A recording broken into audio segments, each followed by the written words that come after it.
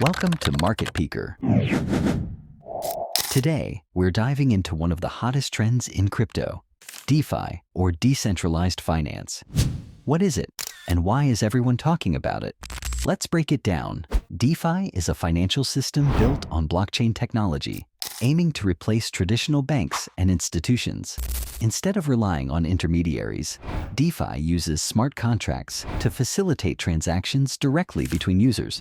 That means no middlemen, lower fees, and greater transparency. With DeFi, you can lend, borrow, trade, or even earn interest on your crypto, all without needing a bank. Platforms like Aave, Uniswap, and Compound make this possible, offering financial services powered entirely by code. The benefits? You're in control of your assets. Transactions are global and fast, and there's open access for anyone with an internet connection. However, it's not without risks. Smart contract bugs, scams, and market volatility can pose challenges. DeFi is revolutionizing the way we think about finance, and we're just getting started.